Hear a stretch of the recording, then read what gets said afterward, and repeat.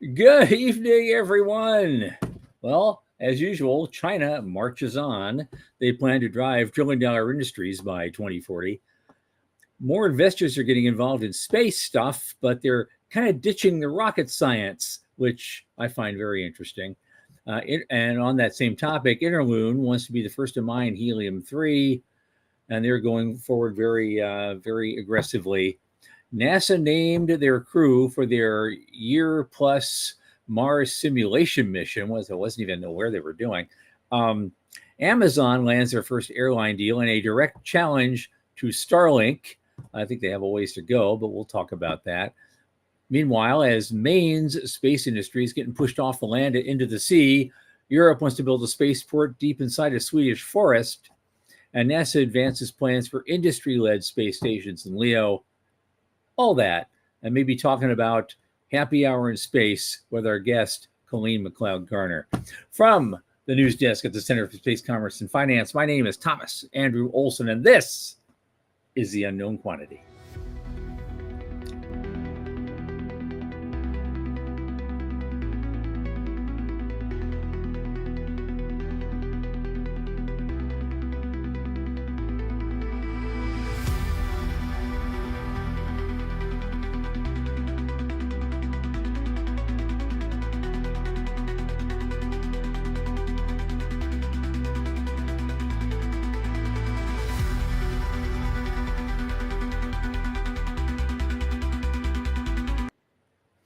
And as, of course, you know, this show is sponsored by the Center for Space Commerce and Finance. And what is the Center? Well, I'm glad you asked.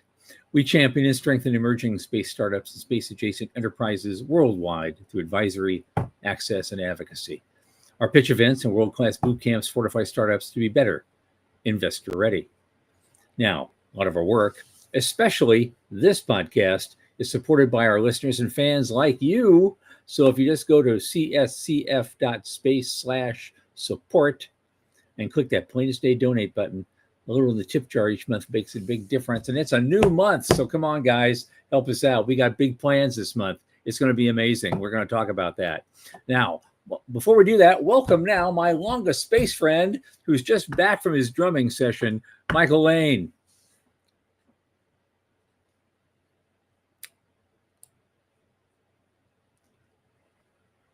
There he is. Big hippie. I'm a big hippie. There he is. Hey, how's things? I'm okay. I was going to tell you something. I forgot to tell you earlier. We have. I'm telling you, we're doing this thing in Sydney. In a couple of weeks, with SGC, and we've said put out another call, to get entries. So come on, guys, sign up. We only had a couple of 3 entries. We have 11 entries now. We have 11 entries now. Excellent. We extended the deadline. They extended the deadline, and you know what? It turns out they didn't really need to, because all of a sudden everybody just piled in, and they're actually really good. I don't see a dog in the bunch, so we have a lot to choose from. It's going to be a great time, and I'll be talking to you about that from Sydney in a couple of weeks. So that's what I got going on. Yeah. I've got the page for the business plan pitch up on the screen, and also I posted in the chat. So folks that are listening on Spotify, it's a very long website, so I'm going to spell it slowly, but it's cscf.space. So that's Center for Space Commerce and Finance.space /NSBPC -application. So new space business plan competition -application. So we'd love to have startups that are, what are the rules? They have to be under 35 and attending the Space Generation Congress in Sydney. Yeah. In Sydney. You can't phone this one in, folks. You got to be there. Right. Yeah, but what are we doing? What's the prize? What's the reason to do this? Well, all the applicants we get, we're picking the top 10, and those top 10 get to do a 3-minute elevator pitch with about a minute of questions from judges from the local VC community. And the prize is the top 3 companies will receive a $1,000 no strings micro grant from the center. Mm-hmm. Yep. Show up, pitch, walk out with a check. Simple. That's it. Yeah. Super excited. Super excited. Yep. Right on. All right. I've had a great day. I've had some pretty interesting progress on my project for my lunar elevator. So cool. Stay tuned for that. I'll have something to actually announce in the next couple of days, the next couple of weeks. So fingers crossed. But I had a very good day, and I'm quite happy today. Good. I got, as you know, I got stuff I want to announce. I'm just itching. I'm just holding on to it. I can't do it. Right. It's going to be waiting. Right. Probably, hopefully, it will actually be done by the end of this month, literally September 30th. And I will be in Sydney during that time, so I'll be announcing it from there, which will be kind of cool too. There'll be a lot of news coming out of Sydney. Ours, mine, yours, and the industry. And the industry. And we're doing 2 shows from Sydney, from my hotel room there. And it says there's that 14-hour time difference or something, which is cool because 8 p.m. on a Monday is 10 a.m. on Tuesday. For me, that works. That works perfect. Because I've already had a day and I've done all this great stuff and I have a lot to talk about then. It's already happening. This is not a warm-up show. It's going to be the real thing. Right. Yeah. All right. What do we got today? Well, China wants to build trillion-dollar industries by 2040. That's the big news from them today. It seems like every time we're here, China's making some more news and talking about stuff. This is a short piece in Space Daily like yesterday, but they think they can build a $1 trillion deep space economy, and so and it's centered less on just launch and living up there, but energy, internet, tourism, cultural creativity, whatever that means. But they, I guess they had their 3rd International Deep Space Exploration Conference in Anhui Province. And that's primarily what they talked about. 10 priority sectors. That's the same kind of sectors we're working on here. Exploitation, internet, energy, biology, transportation, smart tech, construction, tourism, security. So it's all there. I like how they actually just like double down and call it resource exploitation, right? We give it all these like friendly monikers over here. And it's like, this is what we're doing. We're going to dig up the moon and we're going to sell parts of it. I love that. I mean, that's honest. And that's a catalyst for other things. So go with that. I love that. Yeah. And so maybe they'll get a head start on some of this stuff and that'll finally spur people in this country to get off their bums and do some things. And we'll be talking about that a little more. I was at a meeting today with a bunch of Space Force folks. And I've been pounding this drum. You said I was drumming. I pounded this drum. I've been saying it for a while that we could win all of the battles and still lose the war because Space Force is myopic and they are looking only at Leo and Geo and Neo, and they're not looking beyond that. And China is. And if China gets a foothold on the moon the same way they did in the South China Sea and the Spratly Islands, it's going to be complicated. It's what you've been yammering about this for weeks now, the brown versus blue water. And that right now they're a brown water space navy. And so that's exactly right. So we'll see.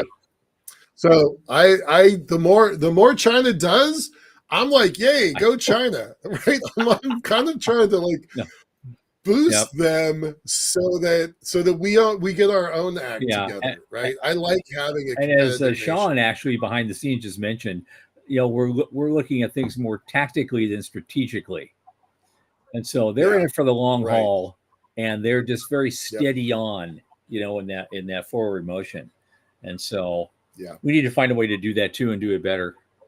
But we're a fits and starts culture. We really are. Yeah. We change administrations like clockwork about every 4 or 8 Mhm. years, and budget priorities every 2 years. It's a pendulum that just know. swings. And it's swinging wider And each time. You ever notice that? yes, yeah. We used Don't to, love that. I've given up on the Great Awakening. I've been hoping for the Great Awakening. I'm just happy for the Great Noticing now. That would be, Yeah, if right. more people just notice shit. Yeah. That would be really, really great. Yeah. That would be good. Okay, up next, these two kind of come in, kind of really two sides of the same coin about space investing going mainstream, as now VCs are ditching the rocket science, as the article puts it.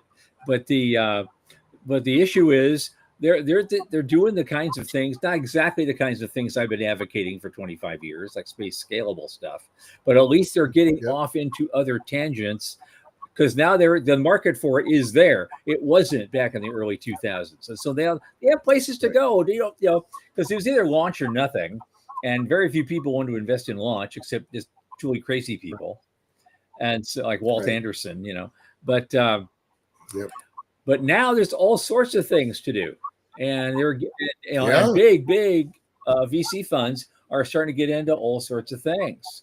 I mean, remember, guys, Voyager was just listed in June with a $1.9 billion market cap and closed its first day up 82% from the IPO price. Good job. They've dropped a little bit since then, but Carmen, I mean, all these other companies have been all going public this year, was another big deal, because we didn't see a lot of that for a long time. And all of a sudden, boom, they're all getting out there. And there's a lot of startup space focused startups. Like here we go, True Anomaly is a startup. They just got a 260 million Series C. It was led by Excel. And so there's all this stuff that's going on. That's so defense related stuff, commercial related stuff in software, and it's just a broad range of things they can get into now. And they're not looking at launch so much. They're looking at everything else. And go ahead. There's a lot of focus on things like in-space manufacturing. Yeah. Sean's always talking about down mass and coming back. Like launch is a solved problem. Earth observation is mostly a solved problem, but down mass and in-space manufacturing, and I think space stations, there's a lot of opportunity left in those sectors. And that's where they're starting to push some new capital. That's of course the person they focus on in this article is someone named Caitlin Holloway. She's an investor. She's from what they call a generalist venture firm, 776. And they had no clue what Stoke did when they first got pitched that. But then since then, she's invested in Interloon, which we're going to talk about in about 10 seconds. So that this is pretty wild, because they're the ones that want to go out there. But I'm just loving the fact that a lot of which I've always advocated for, a lot of investment is coming from a lot of different places, from places you would never suspect just a few years ago that investment would come from, and they're coming into our tent. Finally. I know. Right. And we're not dead. But we've been beating this drum for 25 years, and they're finally listening. So it's exciting. It is. It's exciting. I know. We've been doing it. Right. Well, now, so next up, and what about this company that she just invested in? Interloon. Yeah. They're at it. They're developing robots to harvest helium-3. And they just kind of describe, what these things do. They're all just robots. They're boxy autonomous vehicles. They scrape, as we've talked about before, they scrape the top layer of lunar dirt and crush it to release helium-3. Now, and solar panels on these wheeled platforms generate the power. But now they say off to one side, a box resembling a military missile launcher is loaded with small rockets designed to carry bottles of the gas back to Earth. Because, as helium is very light, it doesn't take up a lot of space. Helium-3 sells for $2,500 a liter. But when you crush it back down and squeeze it all together into a small bottle that actually weighs 1 kilogram, That's worth 19 million. That's worth going after. You know, there's gonna be space pirates that want to intercept that. That would be an interesting script for a sci-fi show. Yes. Right. I know, it's the first thing I thought of. I've known Meyerson, the CEO. I've known him for a long time. I've had great times sitting down with pizza and beer with him. He really is a visionary guy, and his background building Blue Origin from like 55 people to 1,500 people, whatever that number is. I don't know. He was the CEO for the earliest days. So he's one of those people that has the vision, but also has the technical chops to build something. So happy to see that. The only thing I can say about this, however, is that, okay, even at 19 million a kilogram, it's going to take 5 of those machines to produce 10 kilos of helium-3 a year, which is worth close to 200 million. Okay, now let's go back again and look at what is it going to cost to get 5 machines to the moon, and launch that stuff back. Right. What's the turnaround? Right. You know, is 200 million enough? You know, if it's to justify the investment. Yeah. Because they need, and they even admit they need a lot more money. I mean, you're chewing through millions of tons of regolith. Right. And no boots on the ground to fix them. Nope. If something goes wrong, it's just a dead asset sitting 250,000 kilometers away. Well, no, it's more than that. 400,000 kilometers away. Yeah. As a potential investor, if I'm wearing that hat, I would ask, okay, is 200 million going to be enough for me to justify the investment? If you could add a zero, I'm all in. But right, exactly. They've pulled in their 18 million in funding so far. That's good. I don't know if that's enough, though. I actually suspect they're off by a zero. Yeah, that's another. Yeah, I was going to say the same thing. Right. So they can build the tech, but can they get it to the moon for a reasonable price tag? Let's just give credit where it's due and say, okay, let's assume it takes $200 million to get there, and they earn $200 million during the first year of production. If they can keep alive past that, I mean, I'm being generous on both of those earlier assumptions. If they can stay alive past that, then this probably is a real business model. You and I have been skeptical of the helium-3 model for a while, but if anybody can pull it off, it's probably Meyerson and his team. Well, here's the thing, though. Is it going to cost him $1 billion to get there? Yeah, I hope not. You see, because you're only making 200 mil back. That's the problem I'm having. Yeah. That seems high. I mean, it does. $1 billion to start the business model. It seems high, given that you're first. You still have to develop these robots. Yeah. You haven't developed them yet. You've got to develop the way to compress that gas really, really high to have a bottle with 1 kilo in it. Normally, that kind of helium would fill the first floor of an office building.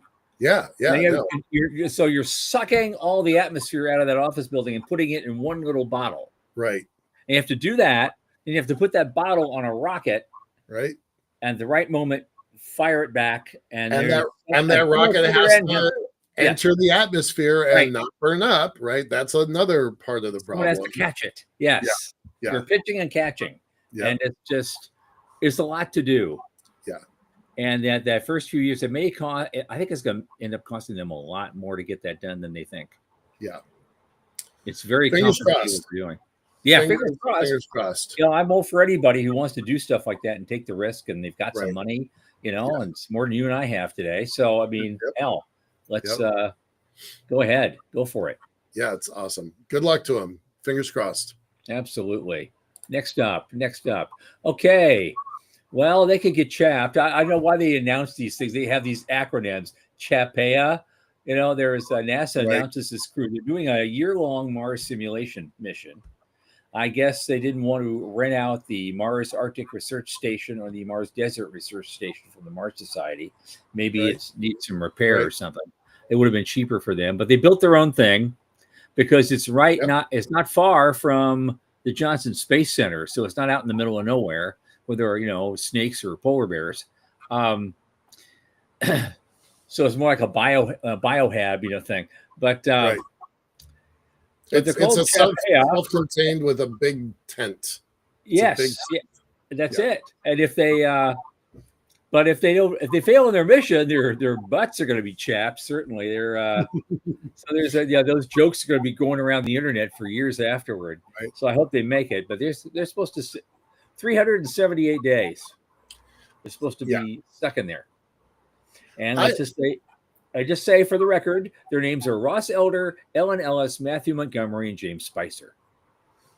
And it's a 1,700 square foot Mars Dune Alpha habitat. 1,700 square feet. That's about half the size of my house. Yeah. in I was thinking that's uncomfortable. And no pool. Right. Four people in a box. The Russians, and I say Russians because I'm not sure when it happened. It didn't. Never mind. I know exactly when. About 2008, they did a program called Mars 500, which was 500 days in a box. They put 6 people in an even smaller space than this, with no Mars yard, no walking around space. They just stayed in a box for 500 days. That was tough. That was. But you know what? It's a different culture. Yeah. Russia, it's a different civilization and a different culture. They got people living like that all the time in Siberia right now. Right. So they've got no shortage of volunteers for this project. You give them a bunch of money and say, here, you can live like you've been living, only it's a little higher tech for a year. They probably say, sure. Yeah. I'll do that. Bring back some cash home for my family. The credentials, I don't have them up right now, but the credentials of these folks was off the charts. Yeah. I was so impressed. Like, active duty Navy, active duty Air Force, Space Force, Naval Academy, U.S. Air Force Academy. Just really, if I was picking a crew to go to Mars, I'm like, yeah, these folks are the right folks to go to Mars. So I was happy to see that, and I also like that their ages skewed down into the 30s. Yeah. And I thought that was good. So I thought that's good because that's the age group that's going to be doing all the missions for real. Yeah. Yeah. Right now. So yeah, it makes sense.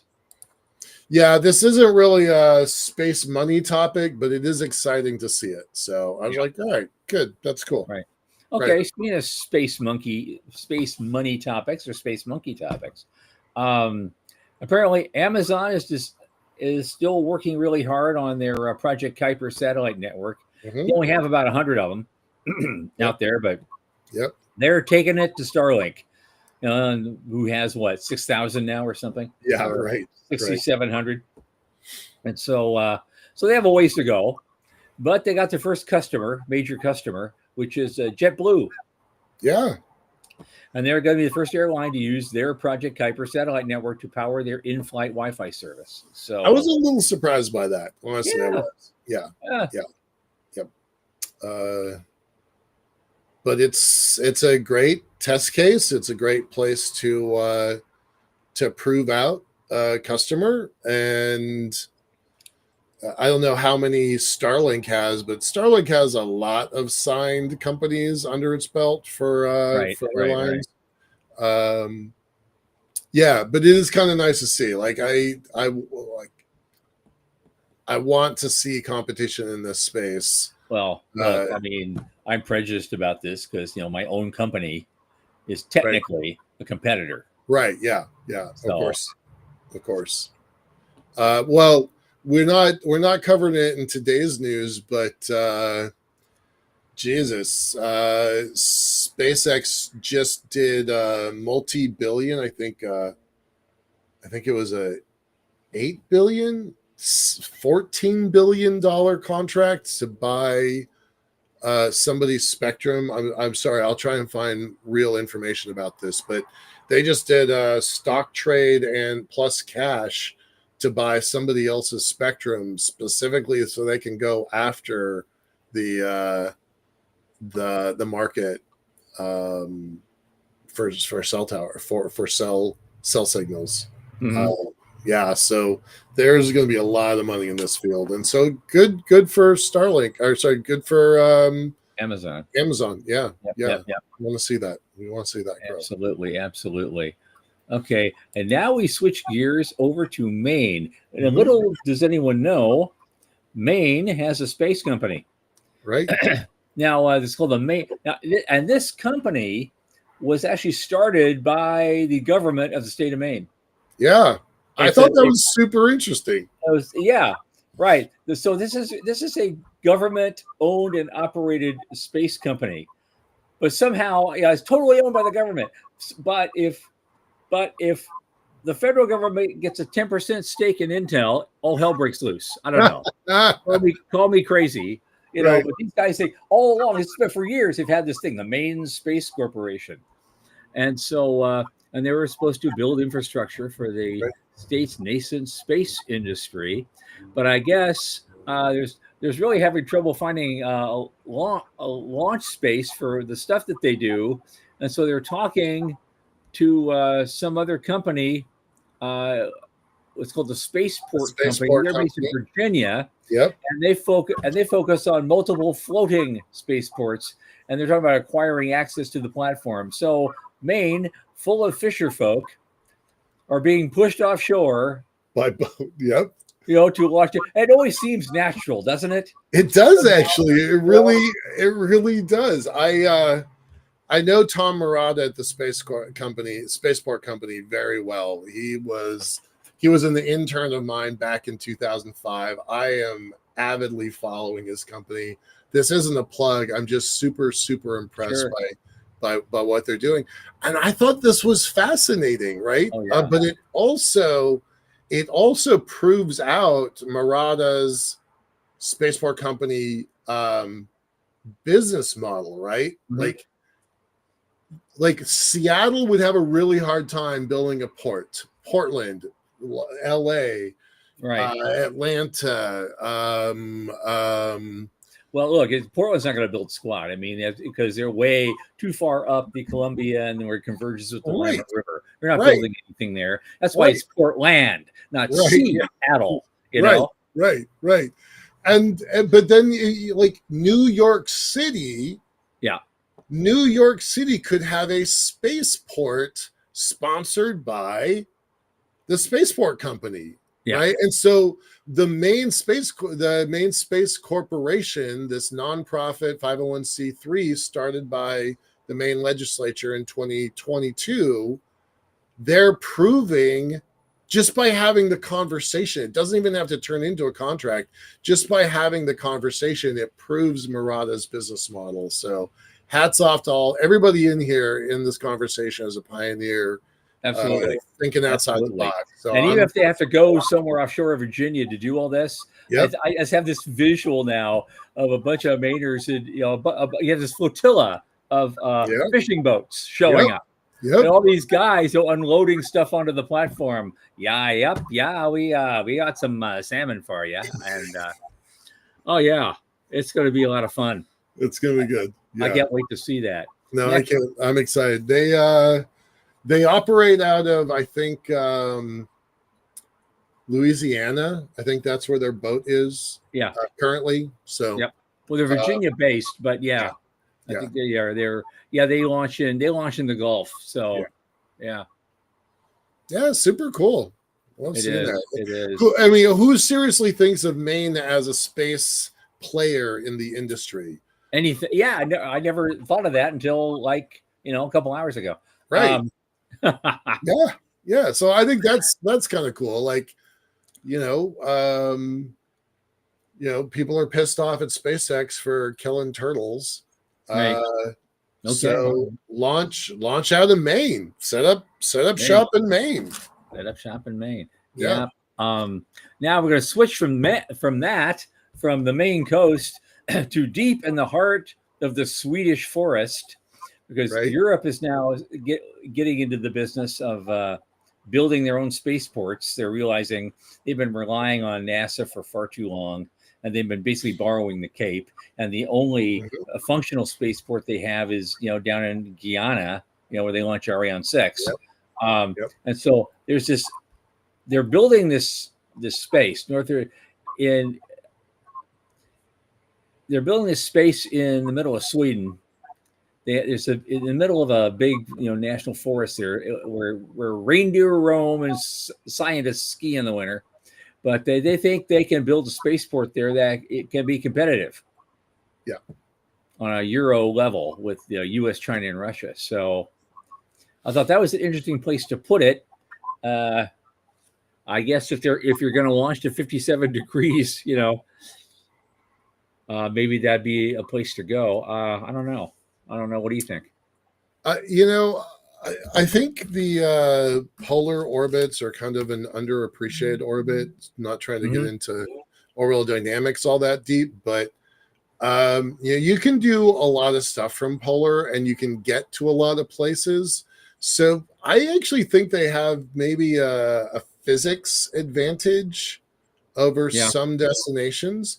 So they might as well use it.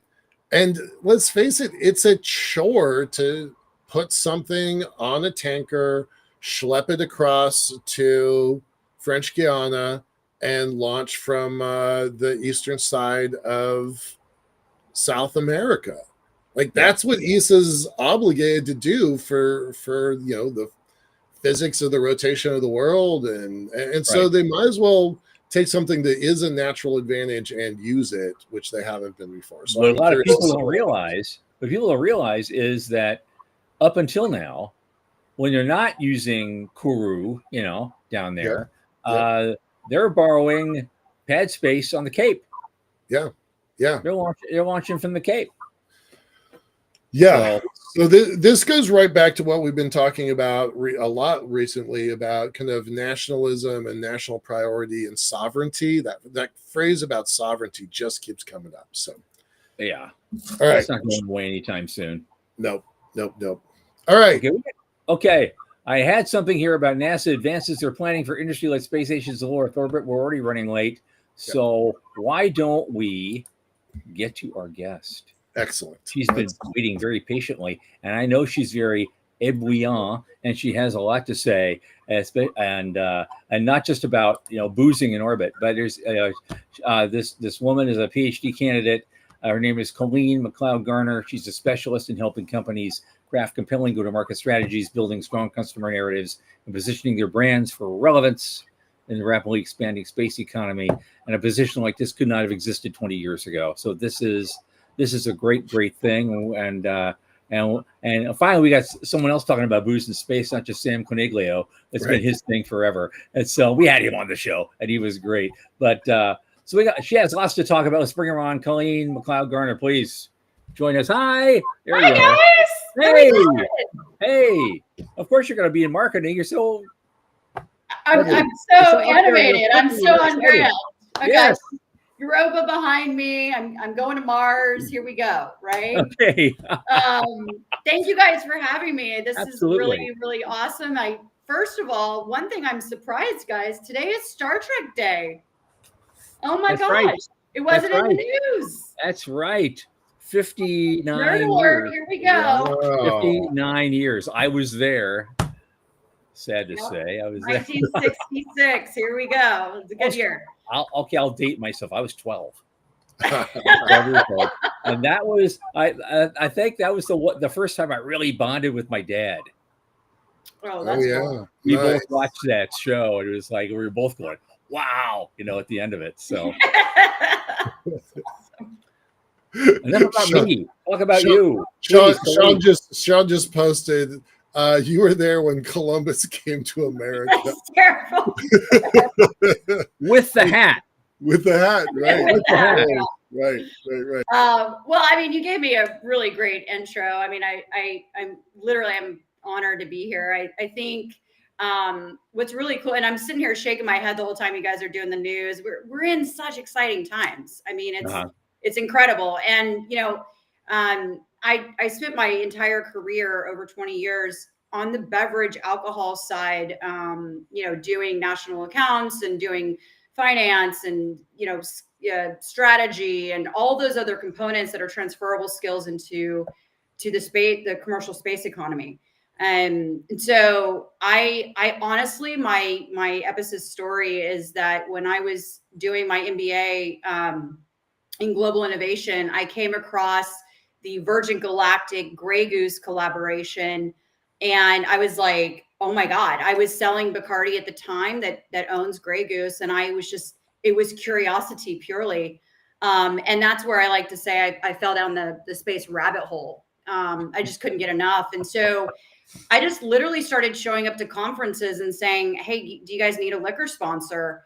Because I wanted to learn from all sides of the business. But what I quickly saw was that, we were so busy talking about building the thing that we were not talking about living in the thing. And so, fast forward, I speak at a lot of conferences on human factors and psychological wellness. I'm fortunate that I work at a great company that I absolutely adore, Paragon Space Development Corporation, where we've been keeping humans alive for over 30 years. And my PhD work is solely on human factors. So I fire away, guys. I mean, I'm an open book. Okay. Well, okay. Let's say now you talk about positioning brands for relevance in the expanding space economy. How do you do that? I got a thing I want to put it in orbit, and it does wonderful shit, and I just want to tell people about it. I hire you. Is that the deal? Sure. I mean, honestly, I think, what I've been trying to amplify is that on the space side, marketing and sales is not a nice to have. It is an absolute necessity in your org chart. I know you love your widget, but you need to be able to craft your message, and you need to amplify it in the right ways, and hire people that know how to do that.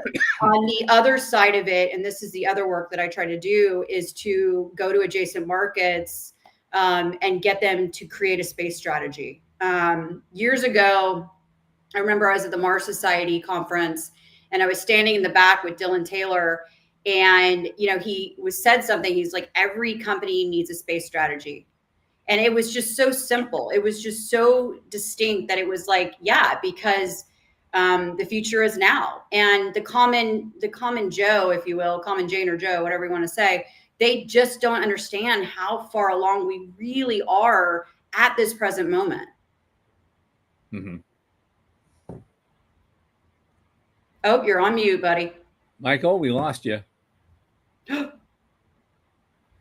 It's like we're in the COVID times. Wow. Yeah, right. There you go. There you go. like apparently I'm new at this, and I don't know. I don't know. I think I have like 500 hours of YouTube time by now. That's not an exaggeration. So that's the super fun part of being live, right? That's one of my favorites. Is like, there's little bumbles. What I was about to say was this industry doesn't tell its story well. But even professionals, even folks like Tom and I and Sean in the background, we've been at it for a long time, and the industry doesn't tell our stories to each other. Like even in the pro circles, we don't talk to each other very well, but we utterly ignore people outside of our circles, and that is something we're trying to change, right? That's something that's important to change. It's one of the reasons why we do this show in the first place, is to kind of talk beyond our circles. Well, I think it's also the communication, and it goes, on one side of it is knowing really, if you dive into the demographics, people in different generations communicate to each other in different ways. And what I've seen on the business side is that a lot of times businesses fall into the fatality of, well, this is how we've always done it. And that is a death sentence. And so unless you understand how to reach those other demographics, you're going to lose sales, period. And as far as our communication out, yeah, we absolutely need to do a better job. I mean, I hearken to nuclear. We need to fix that image. It is the way of the future. It is now. We need it to work. And a lot of people are scared of tech from 50 years ago. They just don't think about it as the cleanest, smartest way to go. So our show's really kind of that intersection between money and space. Yep. And I'm not asking for like private information, but you just started working at Paragon. So what's that intersection of money and space at Paragon? What are you trying to sell as a biz dev officer? Sure. Tell people about Paragon, because it's personally my favorite, and I've told this to Grant Anderson several times. It's my favorite environmental controls and life support system. Yeah. When I build a space station, I'm calling Grant. So like that's a known thing for me. But what are you doing? What's that intersection of money and space? How does that fit to Paragon? Well, I mean, so to your point, I mean, Paragon has been doing business for over 32 years and worked, I think life support systems doesn't cover it. I mean, we're doing all the water purification on the ISS today, like right now, and saved taxpayer money, like in the billions, because we've recycled so much water. I think it's like 97% of the water. We just presented at the ECLIS conference in Prague, and with, obviously world authorities, and Paragon leads the way with thermal, CO2 scrubbing, all those things. But I think to answer your question, really, and this is the bigger, aperture here, is attracting, capital out of adjacent markets into the space industry. Paragon is perfectly poised for that because we do partnerships with academia, government, military, civil, commercial. So you're hitting all the points. And also too, like, I'm super grateful because I have extremely talented and brilliant engineers. I am not a scientist or an engineer. I want to definitely throw that out there. But I mean, literally, you have these masterminds saying, oh, there's a need here, let's build it, and done. I mean, it's incredible. Mm-hmm. Yeah. So what's your role in kind of biz dev? Who are you trying to reach out to? Why are you trying to reach out to them? Well, this kind of goes back a little bit to the origin story, because when I was coming into the space industry and I was going to these conferences, I was speaking at these conferences, I was sponsoring the conferences, I was building my network. And I was building my network not as a competitor, but as this like random, non-entity in the middle, and built this Rolodex from all sides of the business. And what you do with that is you go, I literally was texting Mike Gold during his congressional hearing, pictures of himself, because he's freaking hilarious, right? I think it really comes down to, people enjoy doing business with people that they like, right? And so I am fortunate that, when I went to Thunderbird and I did my executive master's in space leadership, business, and policy, I mean, my policy teachers were Dr. Goswami, for God's sakes, the leading authority on Russia, China, and India, right? Evan O'Connell. What? Like, the former secretary of commerce, was it? Yeah, I mean, we built a situation room with multiple administrations, and then you have Dr. Autry, who started the program, right? And now he's positioned to be the CFO of NASA. And on and on and on. And really, what it's poised me to do is to say, like, I can have these really meaningful and authentic conversations where it isn't like I'm at Ascend and I'm trying to, stalk you at a conference, which, I mean, I'm not below that. I will do that. Yeah, we've all stalked we've all stalked people at conferences. Yeah. tackle them in the hallway. Oh yeah, by the way, I wanted to talk to you. Yeah. Hey, that's fine. I've been stalked a couple of times, Right. so Yeah, that's that's a different interesting deal. experience too. Yes. You're like coming off the stage, you've got a line. Right. I've seen that Yeah. so many times with Grant Anderson. I can't even tell. I mean, we were literally at Ascend, and it was just like, you know, Right. I was like his like security guard. I was like, hey, back up, man. Yeah. Grant. I mean, there's one Grant Anderson in the world, and you're either him or you're not, and that's pretty clear dividing line there. Yeah. So, you know, which, by the way, real quick before you move on, he is on the Arizona. He's a commissioner for the Arizona Space Commission.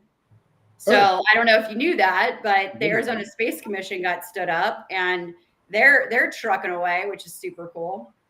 No, I don't know anything about that. We'll have to look that up. Yeah. We do try to pull in policy people on this show.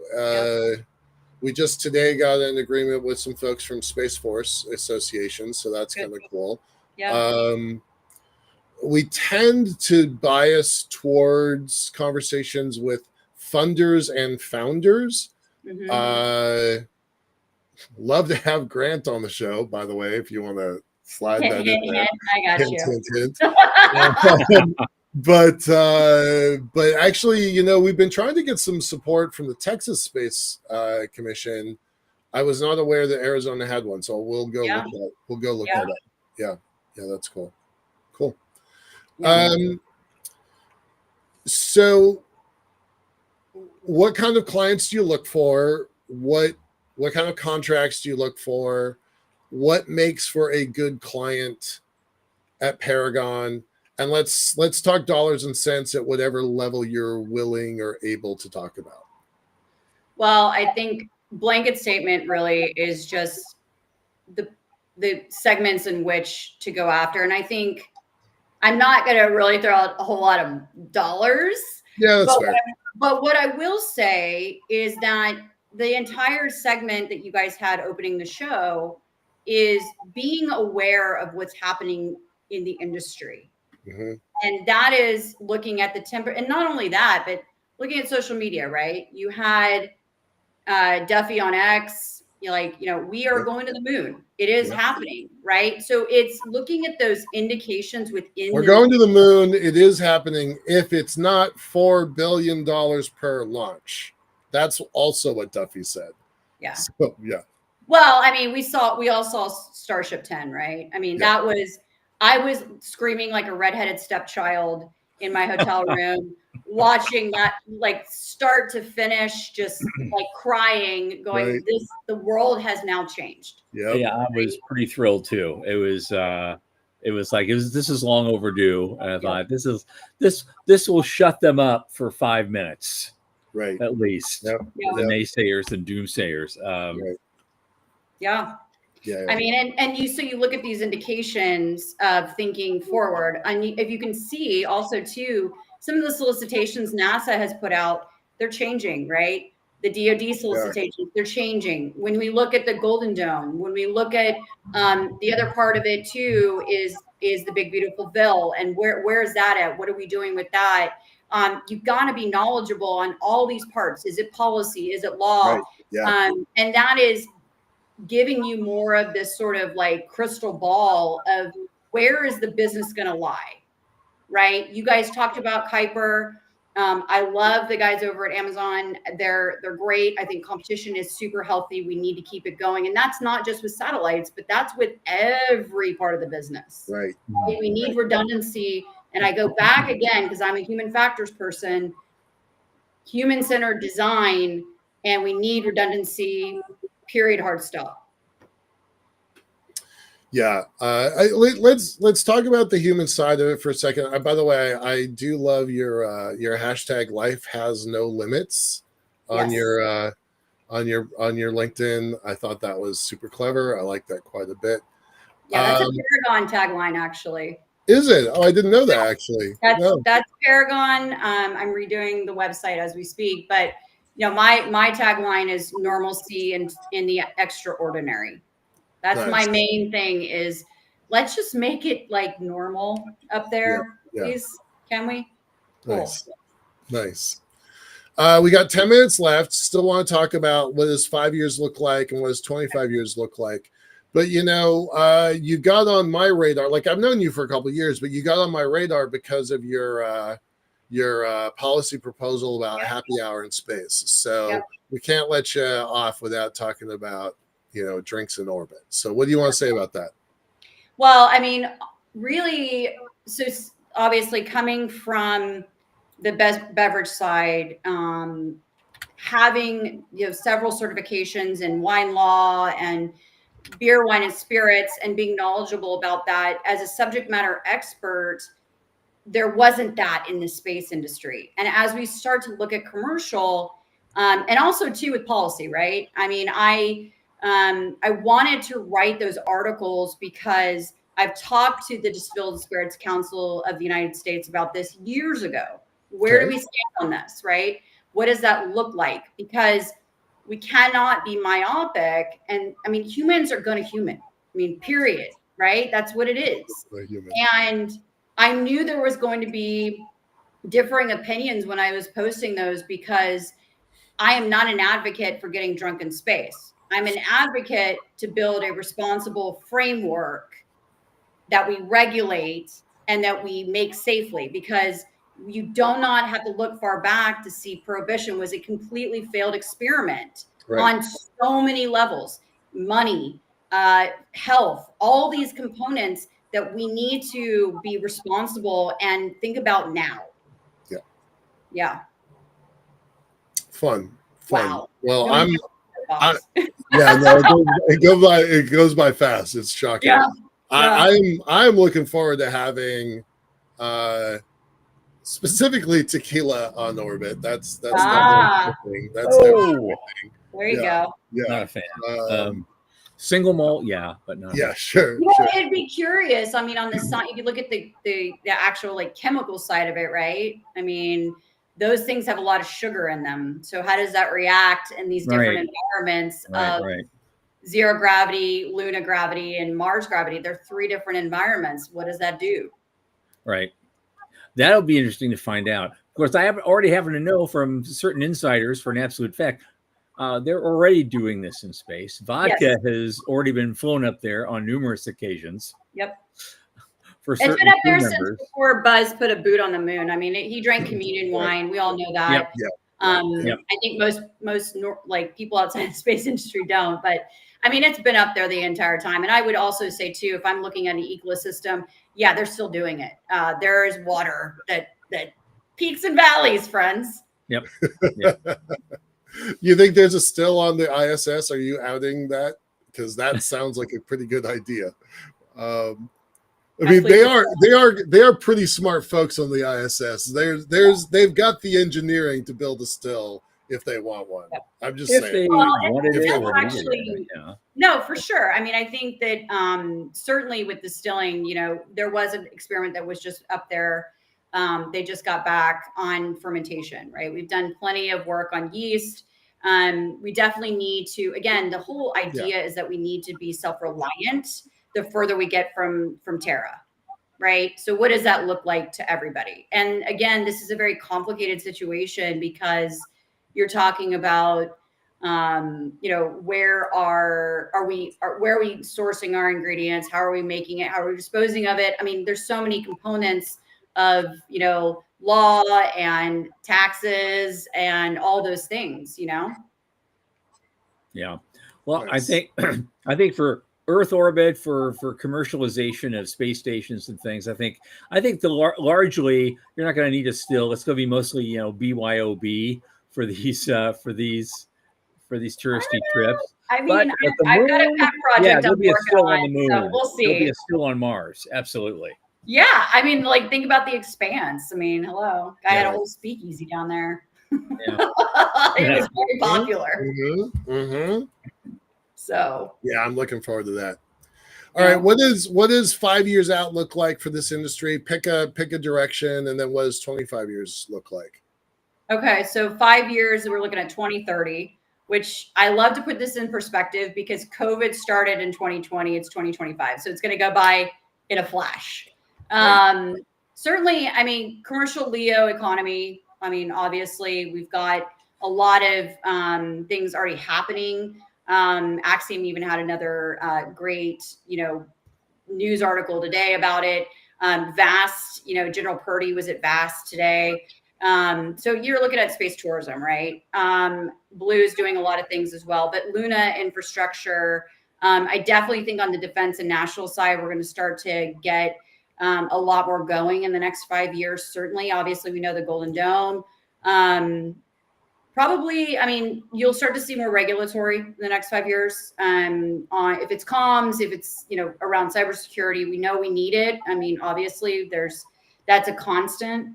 So yeah, I mean, those are just some of the pieces of it.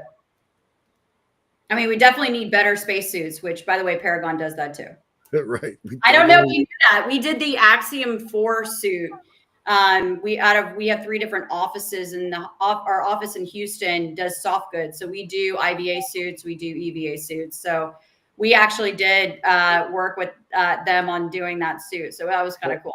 That's was that Jared Isaacman's team? Is that was Inspiration 4. I was Axiom 4 that just got back. Oh, Axiom. I'm sorry, Axiom. Yeah. Okay. All right. Yeah. All right. Yeah. Didn't Axiom get a very large check from NASA to develop spacesuits, and they just handed it to Paragon to do the work? Is that? No, I don't know where they put the money. I would say obviously they branded it with Prada, which was great, right. and other companies. But I mean, when you know that like all this manufacturing, there's contractors, subcontractors, primes, and all these other things. All I know is that we made a suit that went to space. We have IVA suits and we're going to need to work more on analogs. You guys brought that up earlier. Certainly, we need more data for analog as well. Yeah. So. Yeah. Okay. The thing that amazes me about all this also is because the fact that you exist, and because 25 years ago you could not have existed. Michael and I were at the beginning of all this. All we were seeing, we said this before the show. At that time, the market consisted of a whole bunch of brilliant engineers, geeky guys coming up with all sorts of insane things. They had no clue how to build a business around that and add some value around that. Right. And so now here we are 25 years later, and now the industry is $613 billion in size. And now having someone like you doing branding and marketing is not just a nice to have, it's an absolute requirement now. Yes. For success in the industry. And this is kind of amazing. I've just been kind of like, the whole time. Right. Well, I mean, it is complete, economic stream, right? I mean, it's the highest ground for defense. But on the commercial side too, I mean, it's going to move from marketing gimmicks for adjacent markets to actual viable business modeling, right? I mean, that's where we're at with it. And I think the more that we can attract that capital to come in and go, guys, like, you're the crystals or the fiber, I mean, there's 3D printed organs. I mean, name it. Yeah. All right. We asked about 5 years. What about 25? Oh, I can't get off the hook on that. Come on. Okay. So what does 25 look like? We're looking at 2050, right? Obviously I've got Europa behind me. We're doing more deep space travel. Okay. Yep. Like, there's like little animals under that ice. Right. There's gotta be. Absolutely. I think there could be something that could be, I mean, I'm hopeful there's global governance as we start to do those larger explorations. I think certainly Mars, we're having it. We have a permanent lunar base that's there by 2050. I think, hopefully we're Titan. I mean, we've got Dragonfly. I was just at APL and I was losing my mind because it was so cool.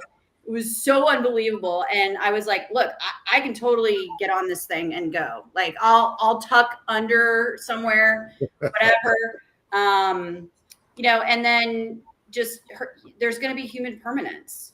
I don't know about millions of people working in space, but I do know a lot of them will be there. Yeah. No. Nice. I'll be 96, so I hope I live to see it. That would be. We'll have cryogenic everything by then, so it's fine. We'll Right. 3D print your body. Let's just 3D print your body. We'll do Right. a mind clone of your brain. We're good. We're good. Right. Okay, Back good to go. Yeah. Yep. I'm in. Right. We'll do Me that. too. All right. Colleen McLeod Garner, PhD student and marketing maven extraordinaire, doing a great job for Paragon. Oh my God, we're going to have you back. We're absolutely going to have you back. You were so much fun. That's great. Thank you so much for being here. Thank you guys so much. That was a lot of fun. Okay. Wow.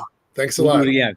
And if you have time, stick around after we finish taping. We can have a wind down chat. Absolutely. I look forward to it. Okay. All right. Great. See you in a couple. All right. That was Wasn't that fun? Yeah. that was really exciting. Now, well, it's good news for all of you, bad news for me. Our guest on Monday will be serial entrepreneur, investor, and my dear friend Rich Godwin. From he's part of Starbridge. He does his own thing. He's got his company called Illumigen that's going to revolutionize power for electric cars. That's 8 p.m. Eastern. As always, the bad news is that I will not be there myself. Sorry. I am attending this coming Thursday. I'm attending a fancy dinner heralding the completion of an intensive digital marketing program, which I hope to use to promote the center. And then followed by an intensive networking conference. I'm going to be totally exhausted after 5 days. But at least it's in Orlando, so I can commute. Totally worth it. Totally worth it. Thanks for taking the team. And I will see all of you next Monday. And so I will be here Thursday. good. Yeah. Thank God. Someone and Sean is going to join us, and we've already started brainstorming what we're gonna talk to Godwin about. Cool. So very cool. Very cool. It's I'll a have little to take Rich to lunch and apologize to him for not coming because he doesn't live that far from me. So that's the good part. Yeah. But anyway, on that note, from the news desk at the Center for Space Commerce and Finance, for Michael Lane and Sean Key, this has been Thomas Andrew Olson. Keep watching the skies.